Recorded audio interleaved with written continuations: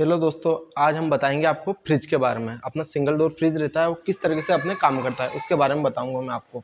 इसके अंदर कौन कौन से पार्ट लगे रहते हैं, किसका क्या काम होता है, बिल्कुल आप डिटेल के साथ आपको बताऊंगा मैं। अगर आप फ्रिज के बारे में कुछ भी नहीं जानते तो आज बिल्कुल आपके अंदर आपका सब कन्फ्यूजन दूर हो जाएगा। ये अपना सिंगल डोर फ्रिज है। कौन सा? Single door. उसी तरीके से आप देख सकते हो सामने अपना डबल डोर फ्रिज रहता है। तो ये अपना सिंगल डोर के बारे में बताता हूँ आज मैं। इसके अंदर क्या क्या रहता है और अपने किस तरह से काम करता है। दोस्तों मैं बताता हूँ आपको, फ्रिज अपने दो सिस्टम से मिलकर कार्य करता है। कितना सिस्टम से? दो सिस्टम से। कौन कौन से? एक मैकेनिक सिस्टम, एक दूसरा अपना इलेक्ट्रिकल सिस्टम। मैकेनिक सिस्टम किसे कहते हैं? वहां सिस्टम जिसके अंदर गैस का संचार होता है।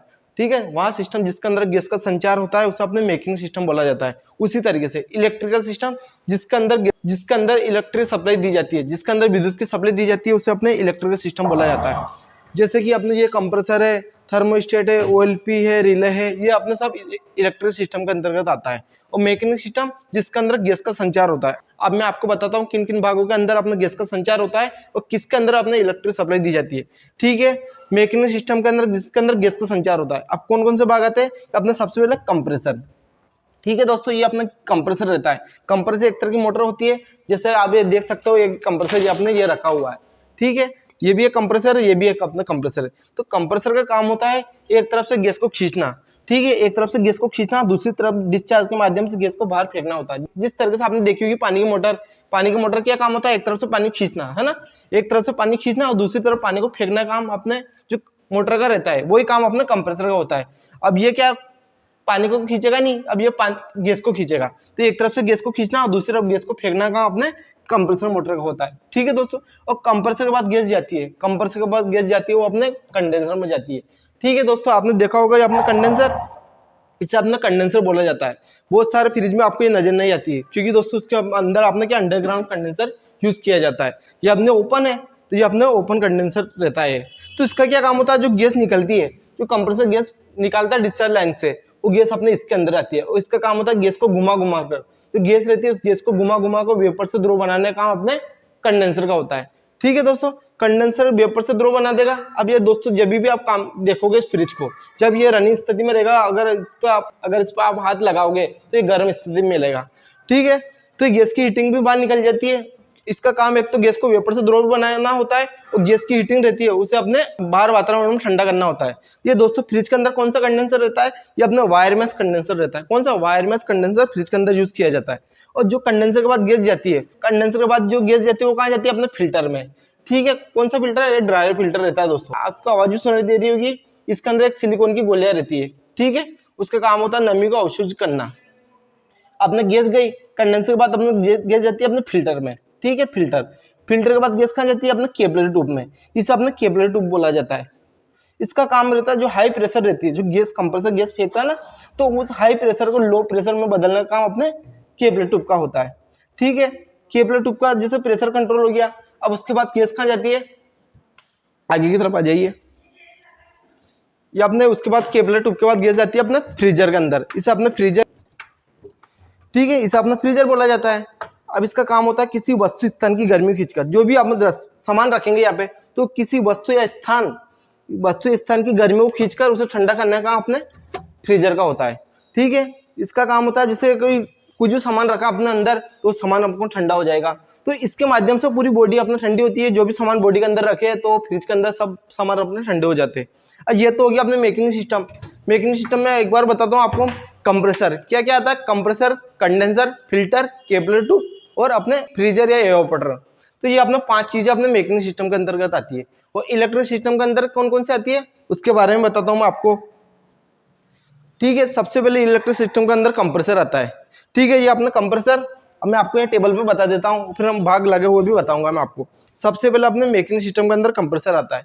तो ठीक है, अपने कंप्रेसर ये दोनों सिस्टम में आता है, मैकेनिकल में भी आता है और इलेक्ट्रिकल में भी आता है। ठीक है, इसके अंदर गैस का संचार भी होता है इसलिए अपने मैकेनिक बोलेंगे इसे, और इसके अंदर इलेक्ट्रिक सप्लाई भी दी जाती है इसलिए अपने इलेक्ट्रिक सिस्टम भी कंप्रेसर को बोलेंगे। इलेक्ट्रिक सिस्टम के अंतर्गत भी अपना कंप्रेसर आता है। अब ये किस तरह से काम करता है? ये एक ओएलपी रिले के माध्यम से काम करता है। इसे बोलते हैं दोस्तों अपने ओएलपी। क्या बोला जाता है? ओएलपी। और ये इसका काम होता है रिले। ये ओवरलोड प्रोटेक्शन, ओएलपी का पूरा नाम रहता है ओवरलोड प्रोटेक्शन। जैसे कंप्रेसर में गर्म होता है या हीट होता है तो उसकी सुरक्षा के लिए अपने ओएलपी का यूज किया जाता है। जैसे आपने बाइक चलाते हैं तो बाइक चलाते टाइम पे अपने हेलमेट लगाते हैं, तो उसी तरीके से कंप्रेसर की सुरक्षा के लिए अपने OLP का यूज़ किया जाता है। और अपने रिले का काम होता है रनिंग से स्टार्टिंग में शॉट मारने का। जो अपने रनिंग पॉइंट और स्टार्टिंग पॉइंट रहता है, ये 2 पॉइंट, ऊपर वाला कॉमन, ये नीचे वाला रनिंग, एक तरफ रनिंग एक तरफ स्टार्टिंग। तो रनिंग से स्टार्टिंग में शॉट मारने का काम अपने रिले का होता है, ठीक है। उसी तरीके से थर्मोस्टेट किस तरीके से शॉट मारता है मैं अभी आपको बताऊंगा बिना OLP रिले के चालू करके इस कंप्रेसर को। जैसे अपने थर्मोस्टेट, ये थर्मोस्टेट कहाँ लगा रहता है? फ्रिज के अंदर। आइए मैं आपको बताता हूँ। जैसे कि अपने फ्रिज है, फ्रिज के अंदर अपने इस जगह अपना थर्मोस्टेट लगा रहता है। जो अपना फ्रीजर है उसके जस्ट आपको आसपास ये थर्मोस्टेट मिलेगा। थर्मोस्टेट का काम होता है कूलिंग को कंट्रोल करना, ठीक है। जैसे थर्मोस्टेट रहता है, इसका काम होता है कूलिंग को कंट्रोल करना। जो अपना कूलिंग होती है, जो अपना ठंडा होता है, तो कितना ठंडा कराना है तो उसे कंट्रोल करने का काम अपना थर्मोस्टेट का होता है। जैसे अपने फ्रिज के अंदर दाल रखी, दाल अपना पत्थर हो जाएगी, तो पत्थर फोड़ के थोड़ी खाएंगे अपने दाल को, तो एक लिमिटेड ठंडा कराना रहता है अपने, तो वो कूलिंग को कंट्रोल करने का अपने थर्मोस्टेट का होता है। जैसे आपने देखा होगा, जैसे अपना जैसे अपना ठंडा हो जाता है तो ऑटोमेटिक फ्रिज बंद हो जाता है, फिर ऑटोमेटिक फ्रिज चालू होता है। तो कौन ऑन ऑफ करता है? ये अपने थर्मोस्टेट उसे ऑन ऑफ करता है, ठीक है। अब एक इसके अंदर एक बल्ब का यूज भी होता है। बल्ब दोस्तों डायरेक्ट अपने 220 वोल्ट पे काम करने वाला रहता है, ठीक है। इसकी बनावट आकृति अलग अलग हो सकती है, पर ये डायरेक्ट न्यूट्रल फेज से अपने काम करेगा। इसके एक तार में न्यूट्रल, दूसरे तार में फेज देंगे तो अपना बल्ब अपने काम करने लग जाएगा।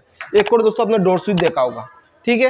एक और आपने डोर स्विच देखा होगा, ये अपना डोर स्विच रहता है, कहीं बॉडी में ऊपर नीचे हो सकता है ये, तो इसका काम रहता है जो बल्ब रहता है उस बल्ब को ऑन ऑफ करने के लिए डोर स्विच का प्रयोग किया जाता है, ठीक है।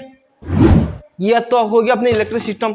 अब मैं आपको बता दूं, जैसे अपने रिले का काम आप समझा रहा था मैं आपको, ये रिले काम होता है रनिंग से स्टार्टिंग में शॉट मारने का। किस तरीके से मैं आपको कंप्रेसर का स्टार्ट करके बताता हूँ, ठीक है। वो लीड लाइए,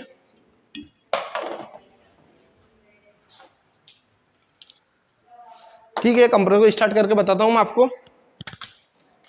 ये ऊपर तो OLP लगाता हूँ मैं, और नीचे की तरफ अपने रिले लगाता हूँ, ठीक है। ये रिले इस तरीके से लग जाती है आसानी से।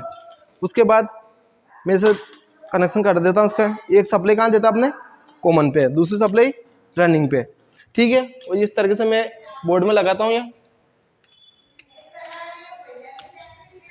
ठीक है। अपना कंप्रेसर स्टार्ट हो चुका है, ठीक है। एक तरफ से गैस फेंकने रख चुका है, ठीक है। कंप्रेसर स्टार्ट हो चुका है। तो रनिंग से स्टार्टिंग में किस तरह से शॉट मारा इसने, अब मैं इसका बिना OLP रिले के भी चालू करके बताता हूँ आपको, ठीक है। बिना OLP रिले किस तरह से चालू करेंगे अपन। एक पॉइंट तो अपने कॉमन वाले पे लगाएंगे, ठीक है। एक पॉइंट तो अपने कॉमन वाले पे लगाएंगे, ठीक है। दूसरा पॉइंट अपने कहाँ लगाएंगे? रनिंग वाले पे। एक सप्लाई तो अपने कॉमन पे दी, एक सप्लाई अपने रनिंग पे दी। और जो इसका काम रहता है रनिंग से स्टार्टिंग में शॉट मारने का, वही काम अपने पेचकस के माध्यम से रनिंग से स्टार्टिंग शॉट मारेंगे और बिना OLP के रिले के चालू कर देंगे इसे, ठीक है। सबसे पहले मैं दोनों पॉइंट को टच करके रखता हूँ, ठीक है। जैसे टच होंगे और जैसे अपने स्टार्ट होंगे, ये मैं हटा दूंगा इसे, ठीक है। ये मैंने सप्लाई ऑन कर दिए, और जैसे मैं इस दोनों को टच करके रखूँगा, ठीक है। जैसे मैं स्टार्ट करूँ, ये हो गया अपने स्टार्ट। तो जैसे रनिंग से स्टार्टिंग में शॉट मारा मैंने, तो अपना कंप्रेसर स्टार्ट हो चुका है। तो वही काम अपने रिले का होता है। तो ठीक है दोस्तों, आपको समझ में आ चुका होगा कंप्रेसर किस तरीके से अपने काम करता है। तो ठीक है दोस्तों, आपको समझ में आ चुका होगा अपना फ्रिज किस तरह से काम करता है और इसके अंदर कौन कौन से पार्ट लगे रहते हैं, उन सभी के बारे में आपको समझ में आ चुका होगा, ठीक है। अगली वाली वीडियो में आपको किसी चीज़ पर, नई चीज़ पर बना के बताऊंगा। तो ठीक है दोस्तों, अगर आप चैनल पर नए तो चैनल को सब्सक्राइब कर लीजिए, और इसी तरह की नई वीडियो देखने के लिए आप चैनल पर बने रहिए, ठीक है। मिलते हैं आगे वाली वीडियो में। वीडियो देखने के लिए बहुत बहुत धन्यवाद।